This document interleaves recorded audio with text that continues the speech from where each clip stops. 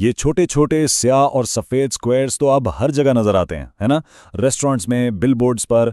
सच पूछें तो ये क्यूआर कोड्स हमारी ज़िंदगी को कितना आसान बना देते हैं। लेकिन कभी सोचा है कि यही आसानी, यही सहूलत किसी के लिए एक बहुत बड़ा खतरा भी बन सकती है? आज हम बात करेंगे इसी छुपे हुए खतरे की। एक ऐसा खतरा जिस पर अक्सर हम लोग ध्यान ही नहीं देते हैं। और देखो, यही तो असल मसला है। सामने से देखने में एक असली और एक नकली क्यूआर कोड में मेरा मतलब है, बिल्कुल कोई फर्क नहीं होता। दोनों एक जैसे ही तो दिखते हैं। एक स्कैन किसी को सीधा उसकी मंजिल तक पहुंचा सकता है और दूसरा उसे सीधा साइबर क्रिमिनल्स के बिछाए हुए जाल में फंसा सकता है। तो सवाल यह है कि इस फर्क को पहचाना कैसे जाए? वैसे क्या किसी को मालूम है कि ये कोड्स आए कहां से? इनकी कहानी शुरू हुई थी 1994 में जापान से। और मजे की बात यह है कि इन्हें गाड़ियों के पुर्जे ट्रैक करने के लिए बनाया गया था। लेकिन इनका इस्तेमाल आसमान पर कब पहुंचा? जी हां, आलमी वबा के दौरान, जब हर चीज कॉन्टैक्टलेस हो रही थी। रेस्टोरेंट के मेन्यू से लेकर पेमेंट्स तक, ये कोड्स देखते ही देखते हमारी जिंदगी का एक अहम हिस्सा बन गए। तो पता है क्यूआर कोड्स की सबसे बड़ी कमजोरी क्या है? वो यही है कि ये एक बंद दरवाजे की तरह है। अब सिर्फ दरवाजे को देखकर ये तो नहीं बताया जा सकता ना कि इसके पीछे क्या है। बिल्कुल इसी तरह, जब तक इसे स्कैन करके खोल नहीं लिया जाता, किसी को बिल्कुल नहीं पता होता कि दूसरी तरफ क्या इंतजार कर रहा है। और हैकर्स, वो हमारे इसी, कह लें, अंधे एतमाद का फायदा उठाते हैं। असल मसला यहीं से शुरू होता है। जरा देखें, ये जो वेब एड्रेस लिखा है, इसे तो कोई भी पढ़ सकता है। साफ पता चल रहा है कि ये कहां लेकर जाएगा। लेकिन ये जो क्यूआर कोड है, क्या इसे कोई पढ़ सकता है? नहीं, ये सिर्फ मशीनों के लिए बना है। हमारी आंखें इसे नहीं समझ सकती। और यही वो अंधेरा है जहां असल खतरा छुपा बैठा है। अक्सर लोगों को एक बहुत बड़ी गलतफहमी होती है। वो ये समझते हैं कि क्यूआर कोड्स हमेशा किसी ऑफिशियल, किसी काबिल भरोसा जगह से ही आते हैं। लेकिन हकीकत बिल्कुल अलग है। सच तो ये है कि कोई भी, जी हां कोई भी, यहां तक कि एक हैकर भी मुफ्त ऑनलाइन टूल्स इस्तेमाल करके सिर्फ चंद सेकंड्स में किसी भी वेबसाइट का क्यूआर कोड बना सकता है। तो फिर सवाल ये है कि ये मुजरिम हमारे भरोसे का फायदा उठाते कैसे हैं? बहुत आसान, वो हमारी सहूलत की आदत को ही हमारे खिलाफ एक हथियार के तौर पे इस्तेमाल करते हैं। और हां, इस खतरे का एक खास नाम भी है। उसे कहते हैं क्विशिंग। फिशिंग का नाम तो सुना ही होगा, जो ईमेल के जरिए फ्रॉड होता है। बस समझ लें, ये क्विशिंग क्यूआर कोड वाली फिशिंग है। और ये नाम जानना इसलिए जरूरी है ताकि हमें पता हो कि हम किस चीज से निमट रहे हैं। और ये कोशिंग कई तरीकों से की जाती है। मिसाल के तौर पर, हैकर्स किसी को एक जाली लॉगिन पेज पर भेज सकते हैं जो बिल्कुल असली लगता हो, और बस उसके पासवर्ड्स चोरी। या वो किसी दुकान के असली क्यूआर कोड पर अपना स्टिकर चिपका देते हैं और अदायगी सीधा उनके अकाउंट में चली जाती है।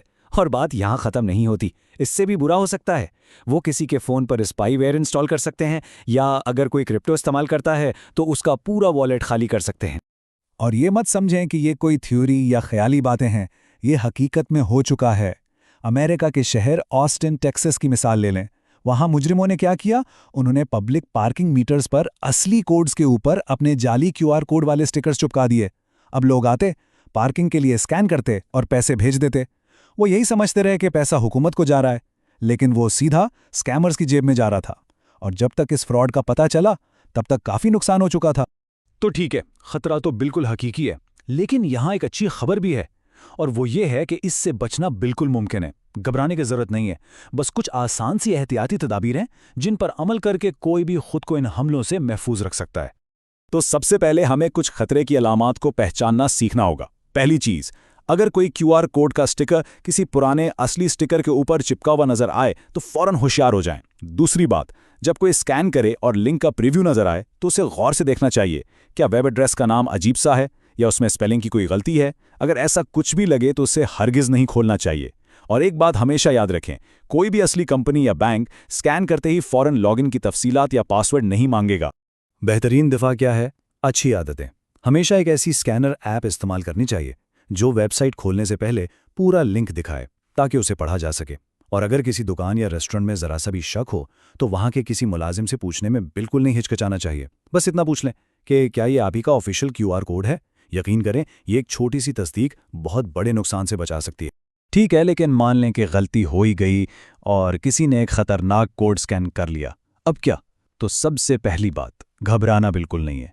अगर फौरन और तेजी से कुछ कदम उठा लिए जाएं तो नुकसान को बहुत हद तक कम किया जा सकता है।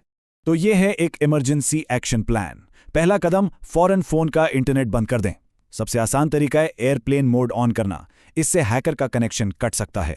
दूसरा कदम, फोन पर किसी अच्छे काबिले भरोसा एंटीवायरस से एक मुकम्मल स्कैन चलाएं। तीसरा और बहुत अहम कदम, किसी दूसरे साफ डिवाइस से अपने तमाम ज़रूरी अकाउंट्स के पासवर्ड्स बदल दें, खास तौर पर बैंकिंग, ईमेल और सोशल मीडिया के। और आखिर में, अगर लगता है कि कोई माली मालूमात दे दी गई है तो एक लम्हा ज़ाया किए बगैर अपने बैंक के फ्रॉड डिपार्टमेंट को कॉल करें। तो आखिर में हम किस नतीजे पर पहुंचे? देखें, मकसद ये बिल्कुल नहीं है कि क्यूआर कोड से डर कर इनका इस्तेमाल ही छोड़ दिया जाए। ये वाकई एक बहुत ज़बरदस्त टेक्नोलॉजी है। असल मकसद है इन्हें समझदारी से, होशियारी से इस्तेमाल करना। याद रखें, इन छुपे हुए खतरात के खिलाफ सबसे बड़ा और बेहतरीन हथियार खुद की आगाही है। तो अगली बार जब किसी के सामने कोई क्यूआर कोड आए तो बस स्कैन करने से पहले 1 सेकंड के लिए रुकना है और खुद से पूछना है, सहूलत या एहतियात। इंतखाब हमेशा हमारा अपना है, बस हमेशा सोच समझकर स्कैन करें।